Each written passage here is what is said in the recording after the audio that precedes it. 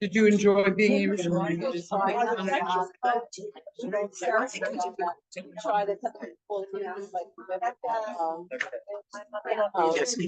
Okay, great.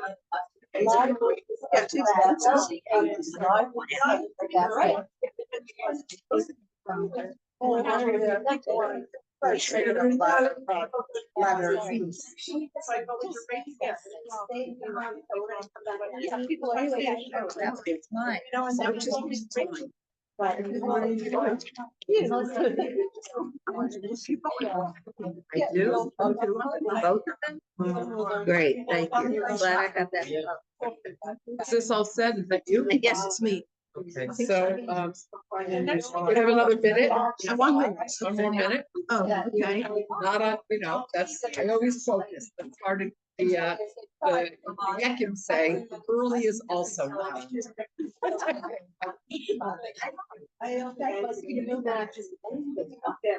Sorry, go ahead.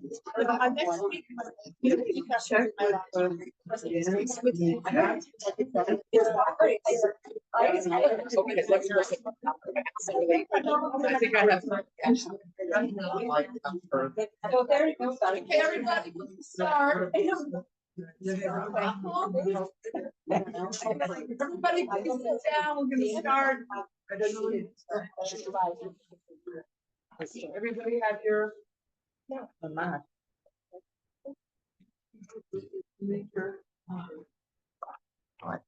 This is for all 3 weeks. Next 3 weeks, so you can either keep them or give them back.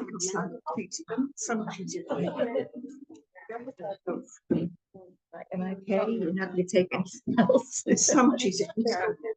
Right. Okay, everyone. This Shabbat is very exciting to be in shul. And Mevarchim Chodesh Adar. Okay, Nichnas Adar Marbim B'Simcha, and Mevarchim Chodesh. So I think it's absolutely amazing that Mishamayim, that we're going to be learning Rabbi Ashlag's great article on Purim at this time. I think it's not a coincidence. I think it's absolutely a privilege and a zechut. And so what we're going to be doing is we're going to be taking our time. All right. Now, normally, I try to, get all the material done, in the time allotted. But this year, I wanted to really take the opportunity of going deeply into this article on Purim, because it really is, I think it's a life changer, not just because it gives us a true understanding of Purim, I think in a way that it certainly changed my perspective on Purim enormously, but it also gives us understandings about ourselves during the year, and also what the Gemara Tikkun, what the redemption is really about. So this is an article on Purim, which Rabbi Ashlag gave over to his Beit Medrash, to his students, in 1948. Okay, so this was. What year did he pass away? What year did he pass away? He passed away in 1955. Okay, so 1948, just think about it. All right, 1948, Purim 1948 was about 1.5 months, okay, before the Hakamat Dinat Yisrael. Okay, so I don't think it was an accident, because a lot of what this material is about is how do we relate to the light of redemption. Okay, how do we relate to the light of redemption? So on the one hand, he's talking about Purim, but he's also talking about the light of redemption. And on the day when the Medinat Israel was proclaimed, he said, I feel the Hatzalat Geula. He said he could feel the beginnings of redemption. So I think there's very much a connection, all right? And I think it's very relevant for us today in our lives as well. Now, Rabbi Ashlag loves to begin his articles with questions. Okay, now what is a question? A question is a vessel for the answer. A question is a vessel. I want to know something. I want to understand something. There is a lack in my understanding, and that's my question. and that is the vessel with which the light can come in. The light is the answer or the understanding. Now, sometimes it happens that we have a question and we don't know the answer, okay? And we pose a question and it could be years before we get the answer. That does not mean that the question is not valid.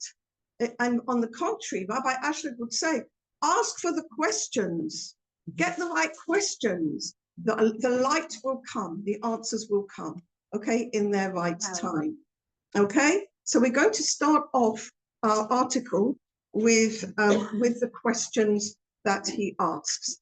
Now, we've got two pieces of paper here, basically. One is the actual article. We're going to take 3 weeks to learn it. So please keep the papers or give them back to Judy at the end. We'll collect them in and then we'll give them out next time, something like that. I can also post it up on a link and give you around the link so you can download it for yourselves. That's not difficult. And the other one is sources from the Megillah, which it refers to. Okay? Okay, so the big article is about 15 pages. Okay? If people don't have sources, it's not a disaster. It'll be okay. This is the sources page. That's the sources page. Okay? Even if you've got just one page of the sources, we won't get to the whole thing in 1 week anyhow. Okay, very good.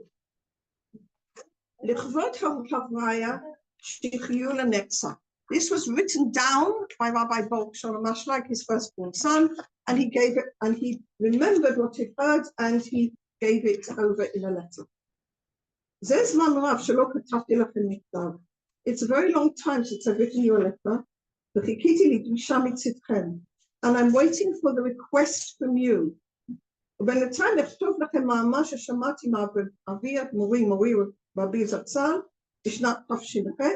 And in the meantime, I will give over to you an article that I heard from my father of blessed memory in the year 1948, the Sudat Purim, on the Sudat Purim al Shulchano HaTahor, at his pure and holy table. Where are you reading? Ma'amar Purim. Yesh lavin kama diukim b'Megillah.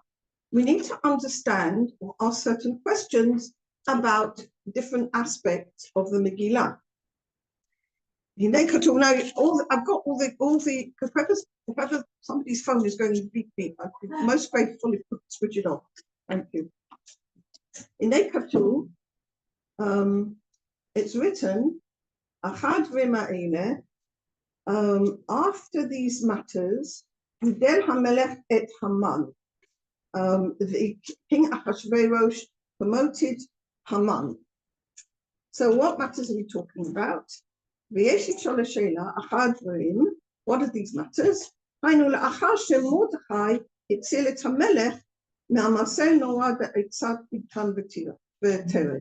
So Mordechai has saved the king, okay, from the dreadful deed of Bigtan and Teresh, who plotted to kill the king.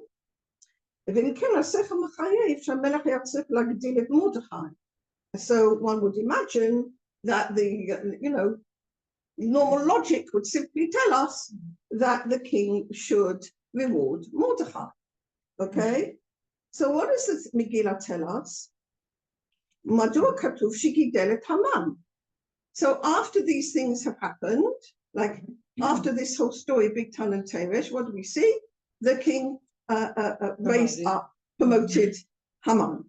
Okay, so he says, well, this is very odd. Let's ask a question about this. Okay, so that's number one question. Number two question. When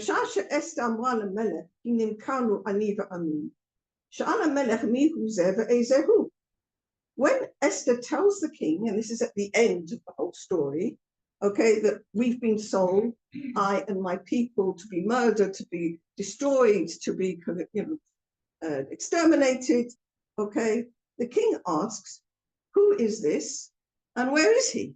Which one is he? And that seems to imply the king didn't know anything at all about it. But it's written explicitly that the king said to Haman, here's hakesef natun laha, here is the money, and here is the people to do what is best in your eyes. And if you actually look at the actual quotation here, this is what, where was it? No, I'm sorry, I didn't write the whole thing out. I looked it up yesterday. It was very clear that when the king said to Haman, here is the money, here's the people. That's right. Haman said to the king, there is a mufuzal, there's this people there spread all over the place. They only keep their own religion. They don't keep your religion. They only keep their own laws. This is, this is what we should do. We should destroy them, etc. And the king says, fine. Okay, here's my ring. Here's my here's the money. Here's the ring. Off you go. Okay, and then we get the letters all sent out. Okay, to tell everybody on the certain day that they can kill the Jews. All right. So that is. Sounds like it just happened. Yes. So that's why I think it's a good article to read them. So that is. So when Esther says at the end, this is what's happened, and the king said, well, who is this? It's like, what? Okay. Why does it say that? It's very strange. All right. It's clear from the story, from what we read in the Megillah, that the king certainly knew of the sale. Okay. But the king maybe didn't know that Esther was Jewish, right? So he didn't. Not at that time. He said, who mi hu zeh ve'ezehu. Okay, so she's told him she's Jewish, and he said, what's going? Who is this? All right, as if he doesn't know anything at all. All right, as if they go around killing lots of different peoples every 5 minutes. Maybe. Okay, on the question, al kuratzon ish ve'ish. Okay, so what's the ratzon ish ve'ish? This is relates to the banquet. Can I ask what's the connection of the two questions? No, it's a good question. It's an excellent question, but you can't. Oh, I can't. Okay, no. There's not enough time. We have to possess ourselves in patience. All right. Or after class. Can you repeat the first question? No. Al kuratzon ish ve'ish. Darshu chazal. Okay, according to each person's desire. What is that about? So when they were invited to the banquet, okay, there was plenty of wine given out, and there was ein ones. Okay, there was no compulsion to drink it. You could drink if you wanted, or not drink if you didn't want it. Okay, kuratzon ish ve'ish. That's what it says. Okay, Darshu chazal. The sages looked at this in Masechet Megillah, the Talmud. Amar Rabbah said, Lasot Kuratzon Mordechai v'Haman, to do according to the will of Mordechai and Haman. V'yadua eifo shekatuv melech stam kavna malko shel olam, and it's known wherever it's written Hamelech, it means Hamelech. Okay, the King of Kings. How could the sages say that the Holy One, blessed be He, will act according to the desire of a Rasha, of a wicked one? Okay? I thought it meant every person should do according to this. No? You have to, he's asking a question. He's asking a question about what the sages have said. The interpretation of the sages, Kuratzon ish ve'ish, is Amar Rabbah says, Lasot Kuratzon Mordechai v'Haman. Okay, all right. So Rabbi Ashek's asking a question on that, on what the sages say. Okay, Katuv. Mordechai yadat kol asher ne'aseh. Okay, so this is a quotation from the piece when the decree has gone out. Okay, Haman has got his wish. The runners have gone out, and Mordechai knows everything that has transpired. Mashmasharat Mordechai. It seems to appear that only Mordechai knows what's going on from the language. Halo katuv lifnei, but it's all written already before that by Shushan Nevuchah. and the city of Shushan was confused. Okay, so it seems that all the city knew already about what was going on. But maybe they're saying because Esther did not know at that point. We're just asking the questions, okay? All right. Everybody will just possess your souls in patience. This is Rabbi Ashlag's questions, okay? And we're just looking at his questions, okay? מה שכתוב, כי כתב אשר נכתב בשם המלך, ונחתם בדבר המלך אין להשיב. What is written in the name of the king and signed with the seal of the king, you can't undo. ואם כן, איך נתן אחר כך איגרות שניות, שסוף כל סוף כן מבטלות את איגרות ראשונות? So how was it possible that in the end they did send out second letters, which in the end did nullify the first letters? Okay. מה העניין שחז"ל אמרו, and what is the issue that the sages said, חייב אדם לבסומי בפוריה, עד לא ידע בין ארוך המן לברוך, מרדכי? A man should get so drunk on Purim that he doesn't know the difference between cursed is Haman and blessed is Mordechai. Okay, what does that mean?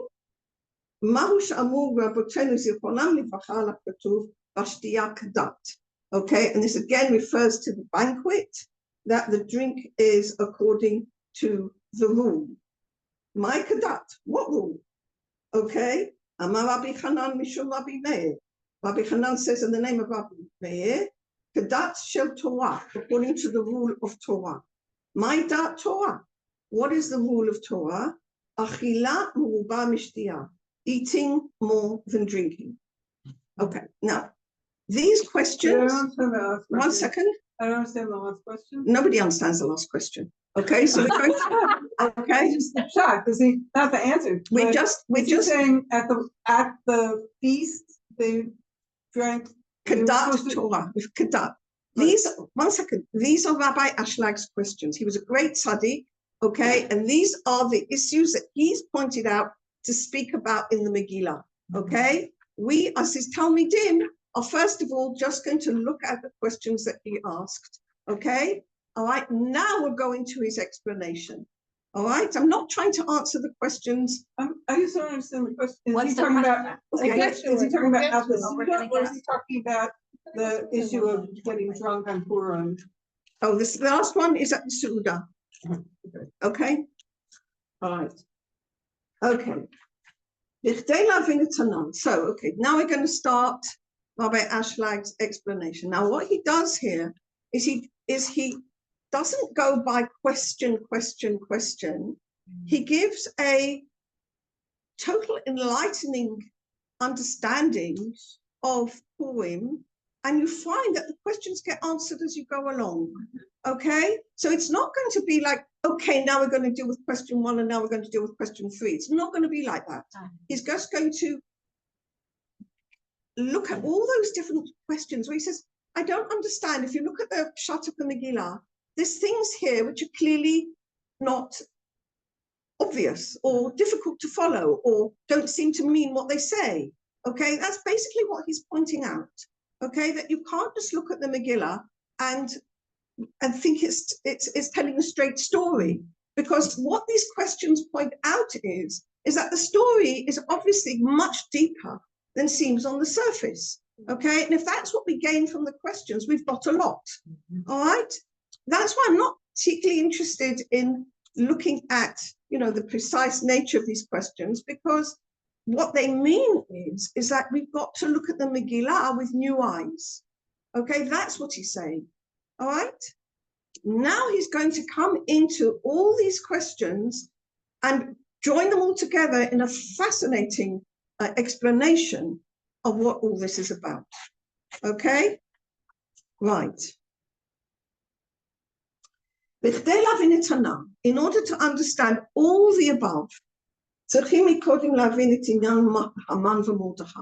we first have to understand what is the reality of Haman and Mordechai.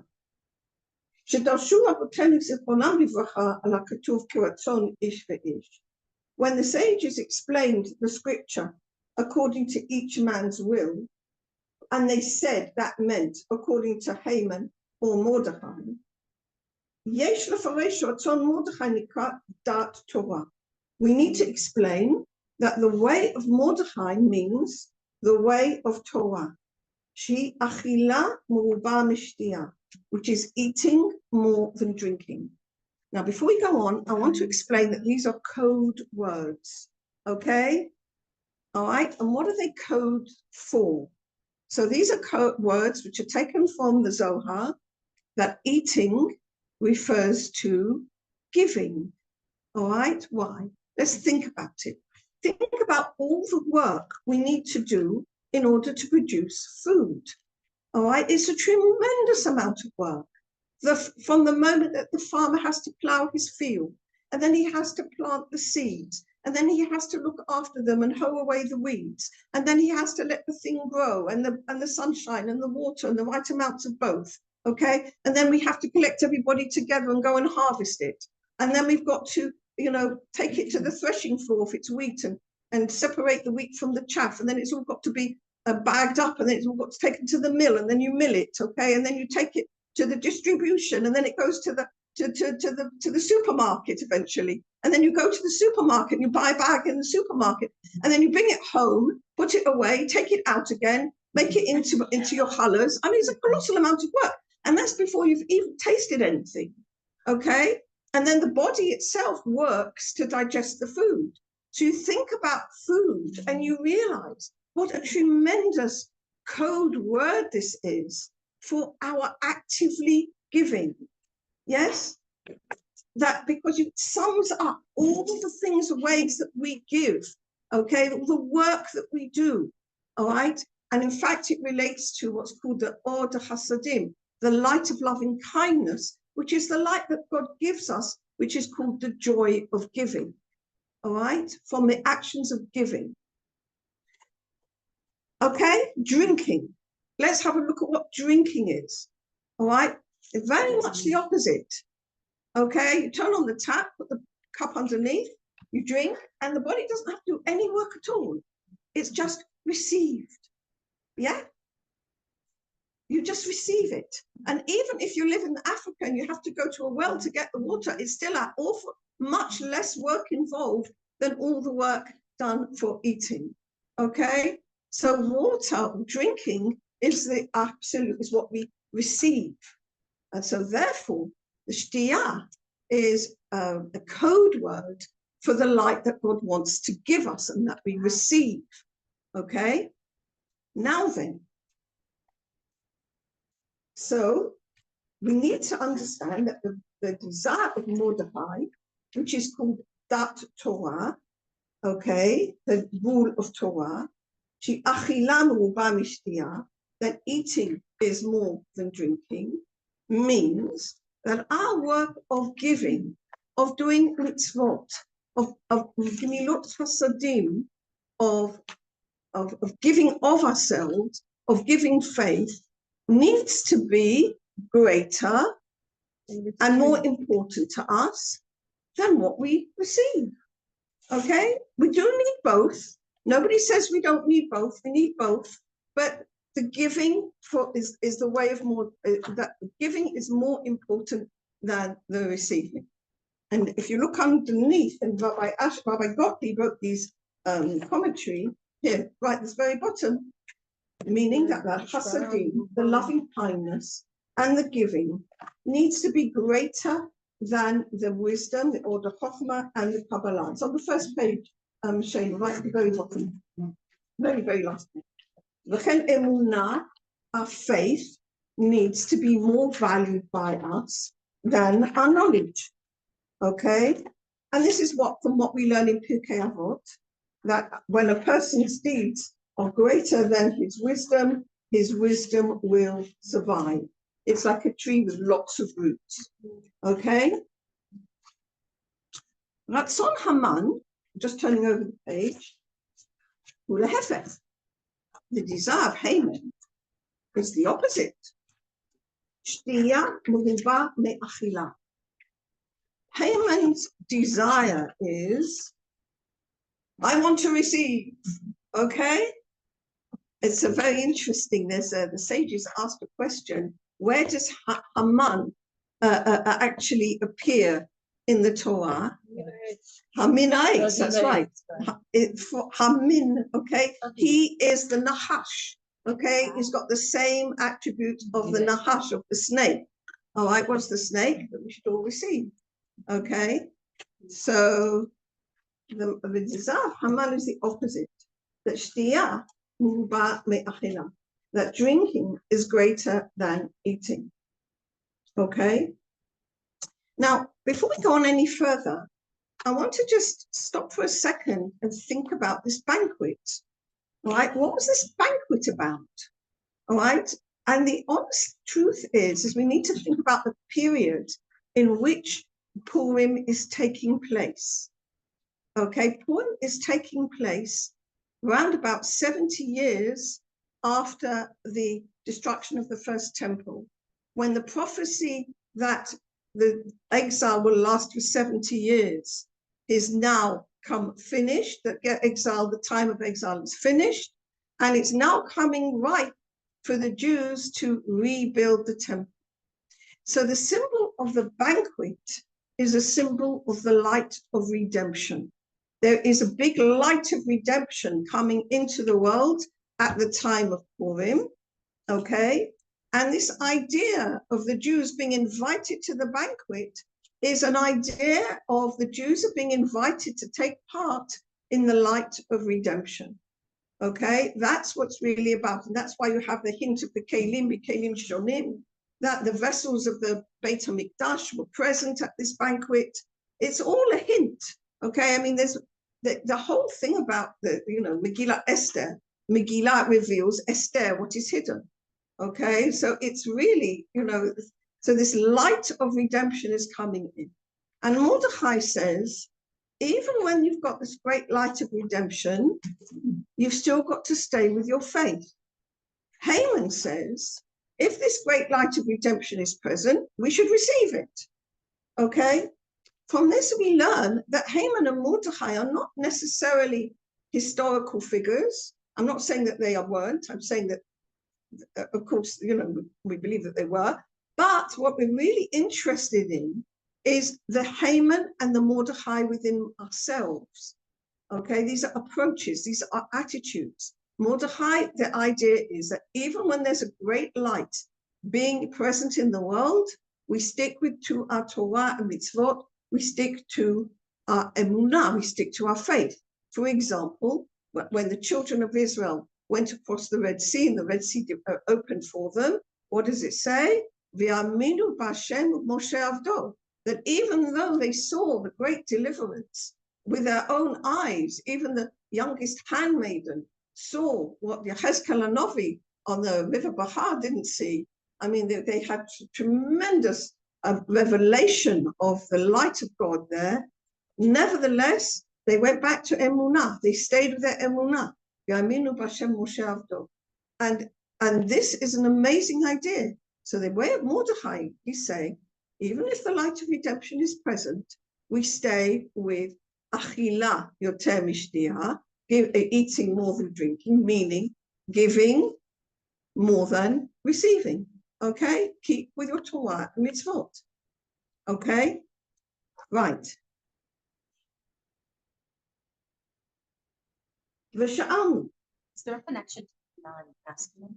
Sorry? Is there a connection with receiving and giving with being a female and a masculine? Yes, there is.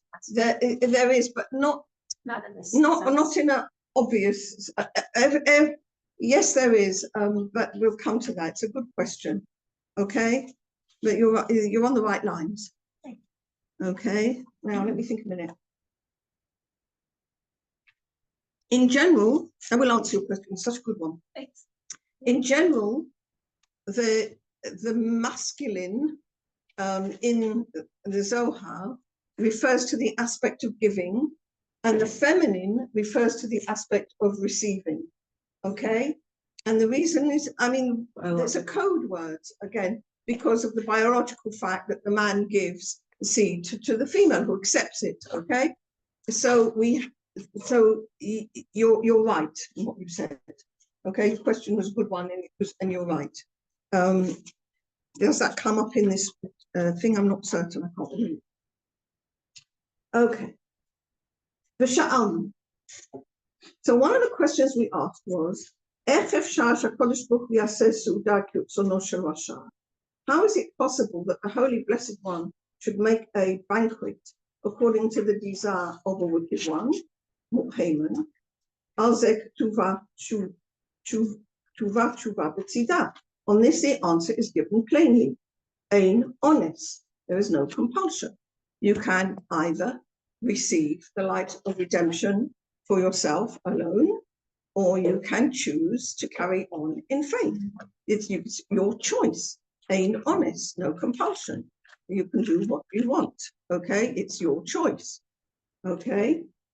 By the way, I think that this will also be true for us at the time of the redemption. It will be a choice, okay? For all of us. Pemush. They did not have to receive the great light if they didn't want. The drinking was not forced, okay? And the way that sages teach this is in Brachot Zayin, al Mashikatu v'yaster Moshe panav yarei me'abit. When Moses first encounters a kadosh Baruch Hu in the burning bush, okay, what does he do? He covers his face, okay, for he was in awe and he didn't want to look. And I really want, just all of us for a moment to go back into that moment of Moshe Rabbeinu being at the burning bush, all right? And just sort of imagine, there you are, chasing after this lamb who got lost, okay? And you may be a bit tired at the end of the day, all right? And suddenly you see a bush burst into flame, okay? Not necessarily thinking about anything particular, but you see this bush burst into flame, and you come over to see what's happening, all right? And out of the bush, Moses hears God's voice. This is the first time that anybody for more than 200 years has heard the voice of God. The last time anybody heard the voice of God was Yaakov Avinu when they were going down to Egypt. And God said to Moses, don't be afraid from going down to Egypt, for there I will make of you a great nation. So there's Moshe Rabbeinu, okay, and for the first time, he hears the voice of God. So my response to that would be like, oh my God, at last, redemption, whatever. And the natural response is actually to go, wow, right? But he doesn't. He hides his face because he's in awe. And I have to really think about that. You really have to think about what a great action that Moshe Rabbeinu did at that moment. It's a nibus. It's a nibus was present. It's a nibus. Right, but he was overpowering his curiosity and his.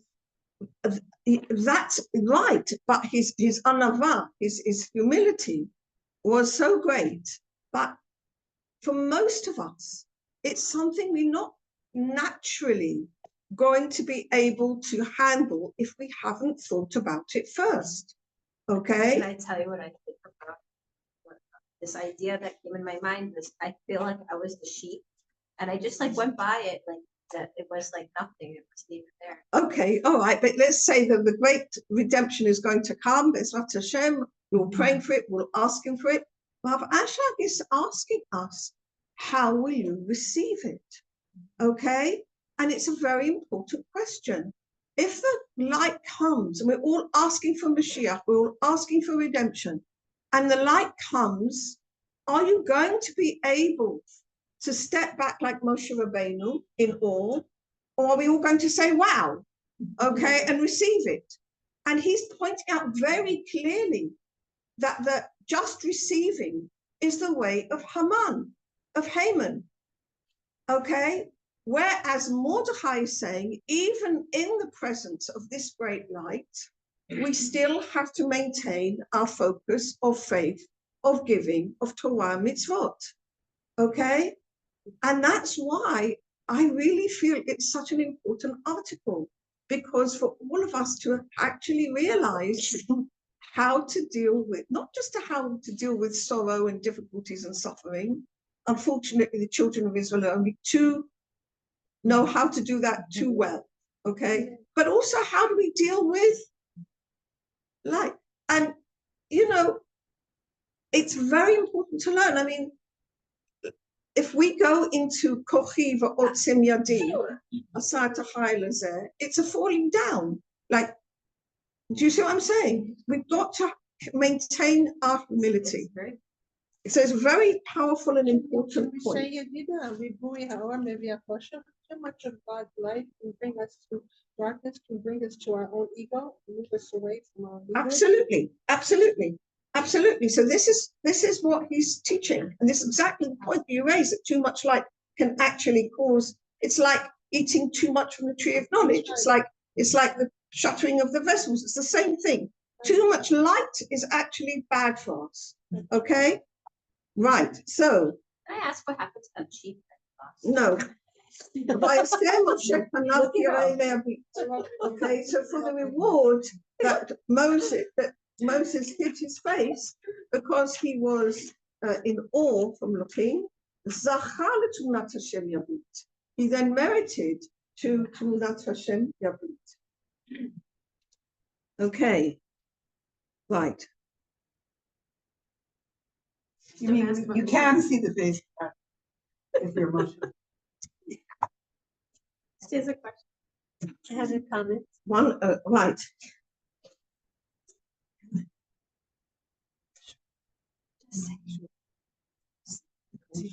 Rabbi Gottlieb explains this.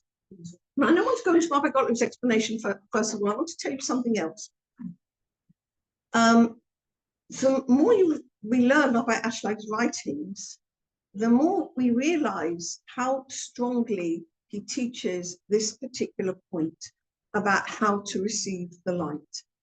And if in the biography that I translated on his life, there's a fascinating story that he tells of himself. And I really recommend this story because it really, It's in the book. it's in the book, Master of the Ladder. It's right near the beginning. And Rabbi Asher came to Dveikut, he came to enlightenment himself very early on. I think it must have been about 1925 or something like that, maybe earlier. He was really a young man. And he received a tremendous awakening, and he was all filled with light. He'd reached his own personal Geula, okay? And he wanted to go and see his rabbi, and this was the Rabbi Yisroel Dov Fels. So he wants to go see his rabbi, but he's also aware that he's not really in definitive form at this point with his rabbi, because he knows that in the Beit Midrash, they're all busy in dealing with prayer, and he doesn't feel like praying. He's up there, you know, he's just filled with light. But anyhow, he goes to the Beit Midrash, and as he finds, they're all busy with prayer, and he's completely enlightened. And the Rabbi Bel sees and understands the state he's in, and starts to be very sarcastic. And he starts to say to him, "Oh, you've left the true wisdom, you've come to say goodbye." He's so sarcastic to him. And the Baal Sulam doesn't know what to do, because he knows that this great light he's receiving it in a totally kosher way. It's all receiving only for the sake of giving. Nothing is going out into the kipot. Everything is correct. And he can feel it, he can taste it. And his rabbi is like, you know, pushing him away and being so sarcastic to him. So this carries on during Shabbat. And at Shabbos meal, Shabbat, he says to Rabbi Ashlag, "You didn't leave any wine over from Erev Shabbat." He said that the bear is afraid to do what you're doing, but the lion is brave. Now, so he himself could be Sochadov, and Rabbi Ashak was called Yehuda Lev, who's a lion. So he was like really being sarcastic. So we get to the night, and Rabbi Ashlag can't sleep. And he writes about this. He says, I went over it and over it and over it again in my mind. And he knew 100% that the light he was receiving was light of redemption. It was completely kosher. It was completely, everything.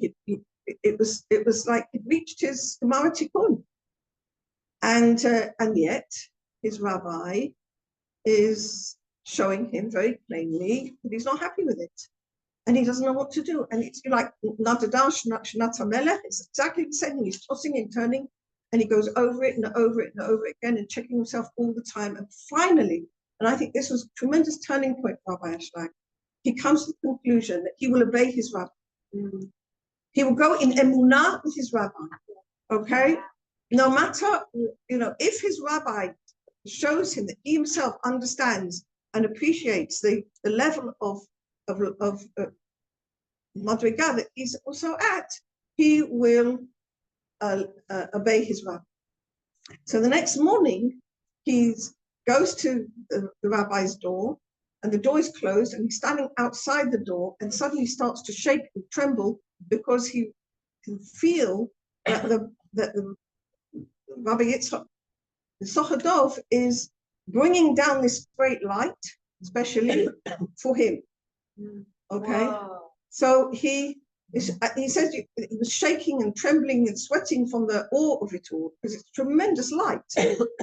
And eventually he opens the door and he goes and he asks him, and the Rabbi Sochadov says, you have to ask me what you want. And he says, I want to know how to receive the light in the correct way. And what Rabbi Sochadov teaches him, you go back to faith.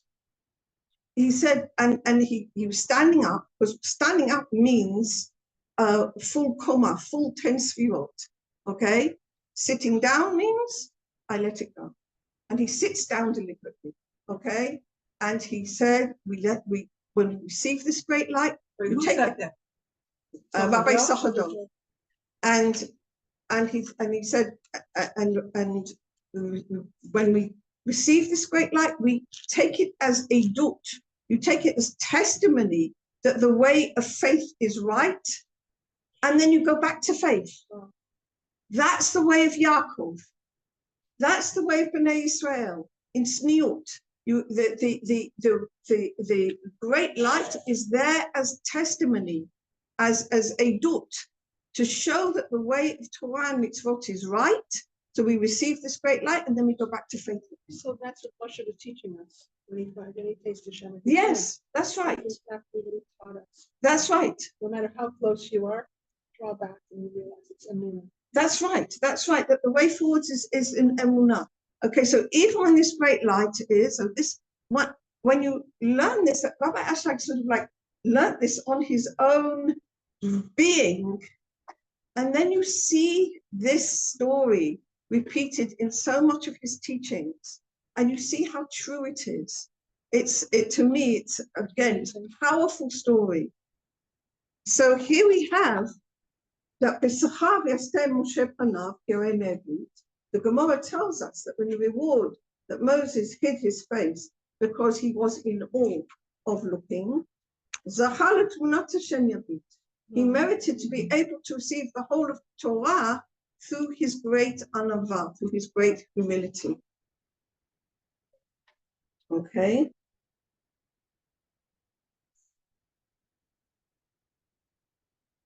Right, the next phrase here is, it's a code, and I don't particularly want to go into it here. Let's skip to where it says just before the brackets. It's Tehillim 89. Shiviti Ezer al Gibor. Okay. Where are you on that? Yeah, I see too. 4 lines up from the bottom. Shiviti Ezer al Gibor. Okay. I called out for help, and help comes to the Gibor, the one who's able to overcome. Hanu Misha hu Gibor. whoever is a gibor, how do you say gibor in English? Courageous Hero. person, hero. Thank you. Whoever is a hero, ויכול ללכת בדרכי השם, and is able to go in the ways of God. Now, the desire to receive, okay, which we talk about, okay, the will to receive for ourselves alone, okay, when we mostly think of it in terms of physical things, I want to receive this for myself alone, or we think of it in terms of emotional things, like I got angry with somebody and I really want to get vengeance, or whatever, you know, we have desires to receive for ourselves alone. We think of them in those sort of terms. But the biggest desire to receive for ourselves alone is the desire for the light of God. Okay, that is the biggest desire to receive of God. And we actually have to realize, Rabbi Gottlieb brings this out quite clearly in his commentary, that it's a step. For if you've got people who are just sort of like in the material world, and they begin to get a desire for the light of God, that's a step upwards for them, okay?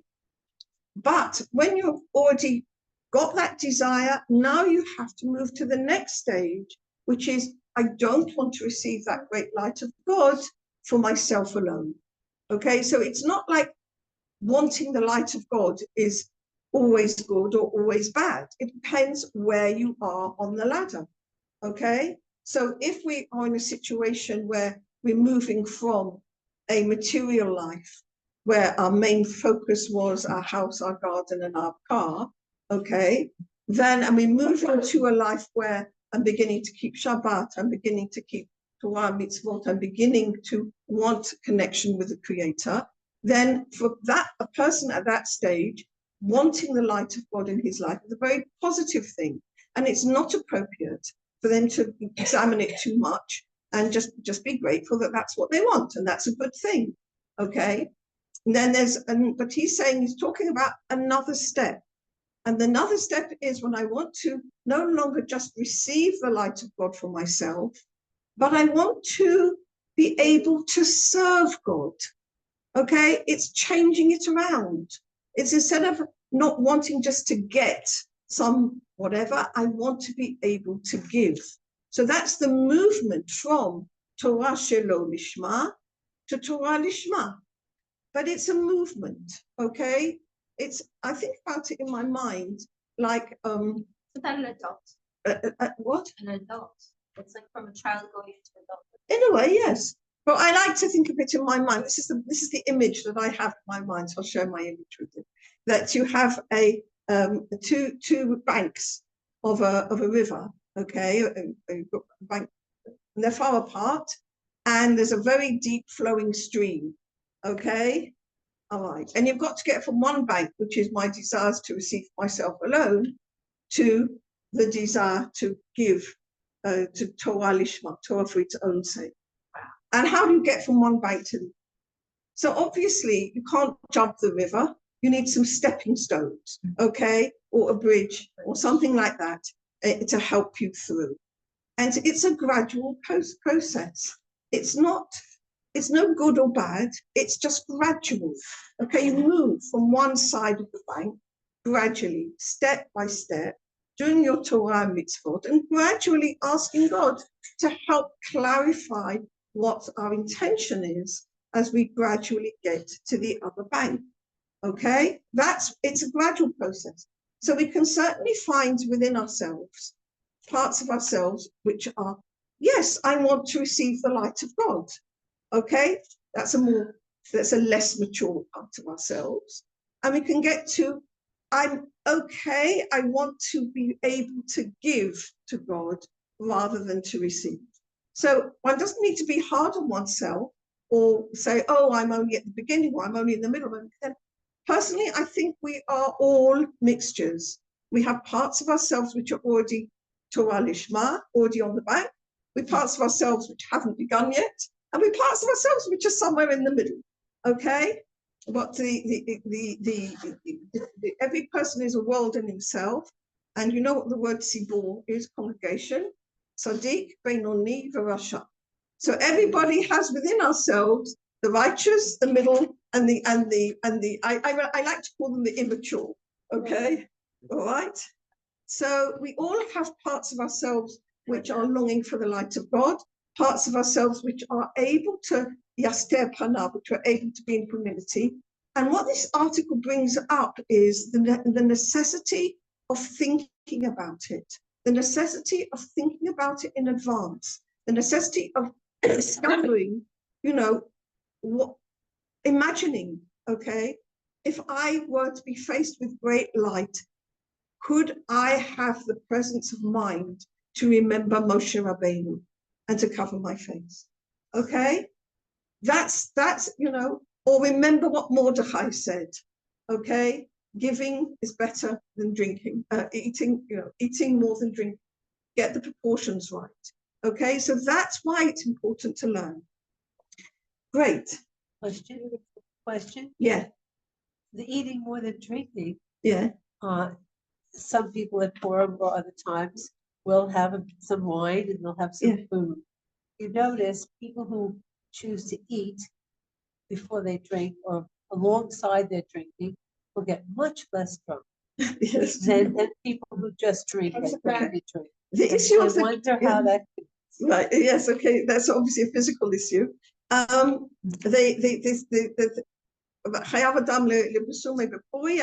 comes right at the end, okay, of the article, the explanation for that, and definitely I need to get to that. All right. So Shiviti Ezon, God gives help to one who is able to overcome his will to receive this great light for himself alone. As a Kodesh Baruch Hu noten lo Ezra, then the Holy Blessed One gives him help. V'zeh shekatuv hashtiya kedat. So the drinking, in other words, this great light was be able to receive kedat, ma'o kedat, mitam ke'ein ones, according to the rule of Torah. What is the reason why it was okay for the Jew? Why did the Jews think that they could go to the banquet? Okay, because Mordechai told them not to go.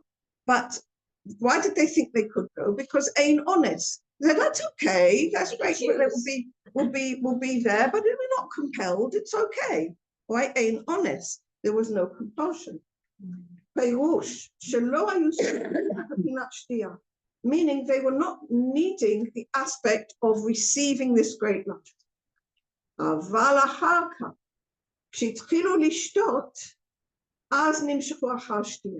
But when they were in the presence of this great light, they were like, wow, I want. Okay, they were not able to say no. Okay, it was too much for them. They absolutely needed to get more light. Okay, it's like exactly what you said earlier. Addiction. It's like the tree of knowledge. Okay, when Adam and Eve ate that first bite from the tree of knowledge, Rabbi Ashlag said that the first bite was in holiness. The first bite was from the best intentions possible. They wanted to correct the whole of creation for the sake of giving. But it was too much for them. It was simply too much light. And so they ate from it, and once it was right inside them, they wanted to eat again, and this time, the second time, was in Zukumaraba, was in a tremendous negative state. So the Jews went to the banquet, okay, they meet this great light, they're not forced to receive it, but once they do begin to get this taste of it, they're like, oh my God, this is wonderful, and they become addicted. It sounds like when the Jews came to America. Oh, we're allowed to be free and we can do whatever we want. Yeah, exactly. The will to receive oneself alone operates at all levels, okay, including the spiritual. And they felt that they needed more of this light, otherwise they couldn't continue with their lives. V'zenikra honest. They were now compelled. V'zenikra shebitlu et shitat Mordechai. And in fact, what they did was they nullified the way of Mordechai. וזה סוד שאמרו רבותינו זיכרונם לברכה, שאותו הדור נידון לכלייה, משום שנהנו מסעודתו של אותו רשע.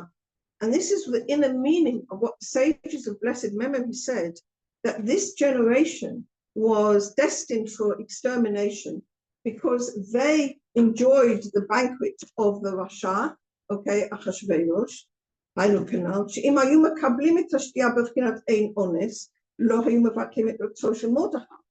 If they would have stayed with the rule of Mordechai, meaning stayed with their faith, and they wouldn't have got addicted to this great light, they would not have nullified the will of Mordechai. What is the will of Mordechai? Shitat Yisrael, the way of Israel. Okay, Mordechai was a great tzaddik. Masha Enkin Ahak, Shelakhu et hashtiya b'vchinat ones. But once they had become addicted to this great light and received it as a compulsion, Nitza shahem ba'atzmam danu lekiliyat da'at Torah. They themselves negated or exterminated or the way of Torah, because they left off the way of Torah. This language here is very sharp. Nitza shahem ba'atzmam danu lekiliyat da'at Torah. If this had not been able to go on, if they had been left like this, and God hadn't caused various problems to arise, they themselves would have assimilated. They would not have been able to abstain as Jews. Okay, so they themselves nullified the way of Torah. But it's like he's saying, better not to know what you're missing. Like, don't taste the chocolate, because you're going to want more, right? So just... That's not what he's saying. No, it sounds like there's a great deal of danger in accepting any of the light. It's pretty dangerous to eat from the tree of knowledge. It's pretty dangerous. I mean, being alive is pretty dangerous. I mean, we could, at any time, we have a Yetzer Hara. We can't avoid the fact that we have a Yetzer Hara. That's part of our basic nature. It's part of the way that God created us. Okay, and for sure we could ask the question: listen, God, if you didn't want me to eat use my will to receive myself alone, use my Yetzer Hara, why did you create it within me? It would have been much safer to create all of us with just a Yetzer HaTov, and then we wouldn't have been tempted, and we wouldn't have had the problem, etc., etc. Okay, but God didn't want that. He wanted us to be able to choose. And even if we fall down, we discover tshuva. We discover tshuva, we discover the way back. Before God created the human being, he created tshuva, because he knew that our falling down is inevitable. He knew that these mistakes were bound to happen. Okay, so yeah, you're right. It would have been much simpler if we didn't have had a Yetzer Hara, but what can we do? We have one. Okay, so, but the most important thing, what's the Ma'or B'Torah? What is the light that we receive in the Torah? That we learn about it, that we learn what it is, we learn about it, we learn how to deal with it, yeah, and use it for the good. But because they got this like without the lack first, right? Like every gula, he said first Needs need a the lack. lack first. That's Right. a very interesting point. Did they have a lack for this light?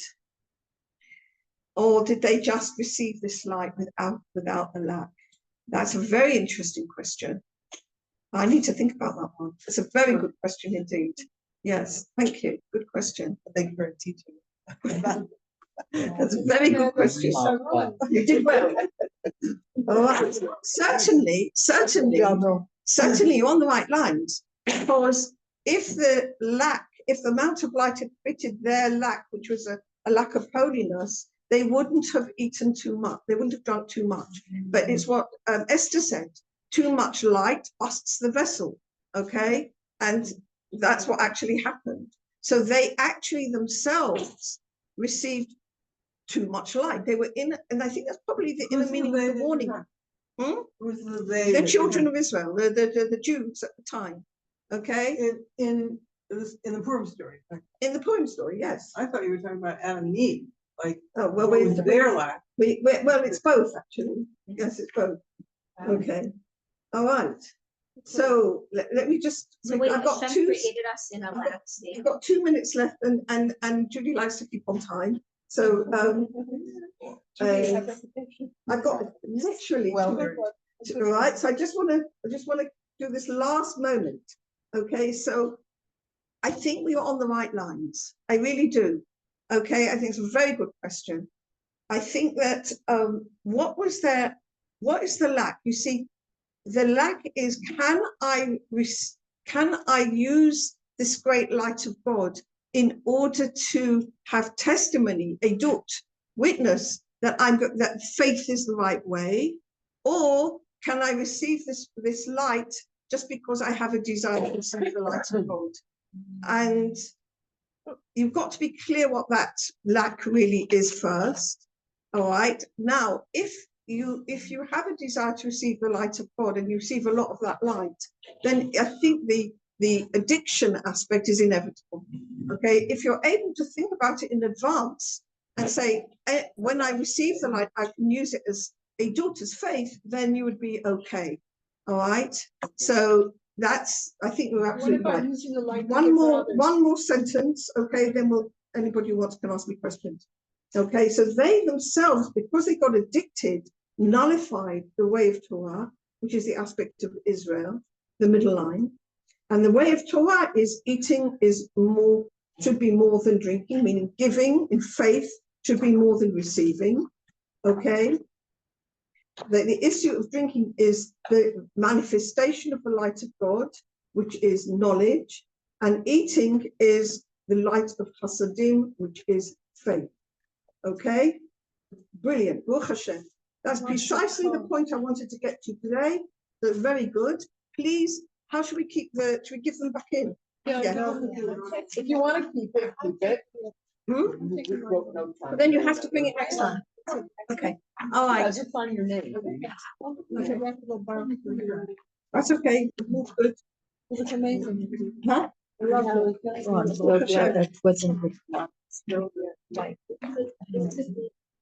can keep it or I'll keep it. Did you post on the What Bas happened Medrash to this? What happened to the sheep? the link to the shiur? Maybe there's a myth. I don't know. She did a shiur to redo the letter that she did last week. Oh, sheep clothes in that's a week ago. 2 weeks ago, she did a letter last week. So she did something else last week. She did a shiur. Yeah. Shiur on. I'm sure she went to on that letter.